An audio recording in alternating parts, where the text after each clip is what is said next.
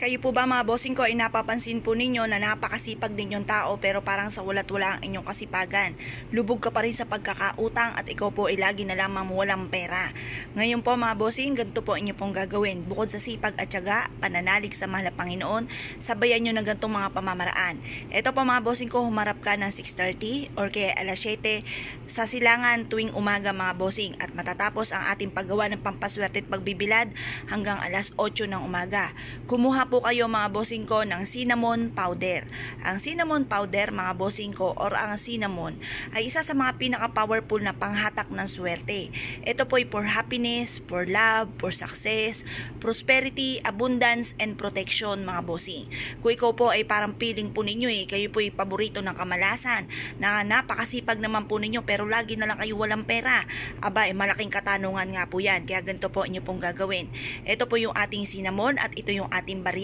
Ang barya po mga bossing ko ay isa sa mga pinaka-powerful na pang-alis na kamalasan.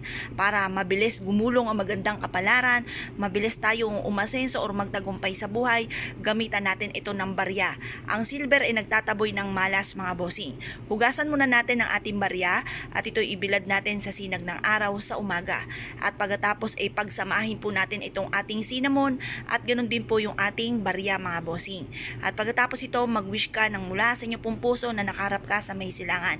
Taimtim na panalangin, sabihin niyo po dito sa pamamagitan ng sipag at tiyaga, ako'y magtatagumpay sa buhay. Lahat ng mga pangarap ko ay matutupad. Lahat ng mga kamalasan kong pinagdadaanan ay matatapos na at hindi ko na muli itong makakamtan pa. Sabihin niyo na lahat ng nais ninyo na walang gamit na sana direct to the point. Ganun po ang mga pagwi-wish or kung may negosyo ka, sabihin niyo, dito sa aking negosyo ay dito na ako yayaman. Or kaya sa mga pinaplano kong negosyo, dito na ako yayaman.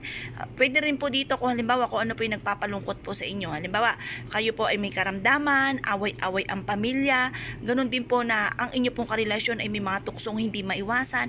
Lahat na po, i-wish nyo na po dito mga bossing. At mabisa rin po itong proteksyon at para i-adya ka kung saan ikaw ay laging suswertihin. Pwede nyo po itong ilagay sa pouch na kulay pula, sa berde or kaya po ay gold.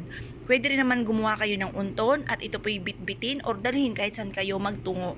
Ito pa mga bossing ko ay isa sa mga pinakamabisang pang-attract ng swerte. Kaya kung kayo po'y naniniwala sa mga gatong mga pamamaraan at nais nyo po itong gawin, ay siya, good luck po sa inyo lahat!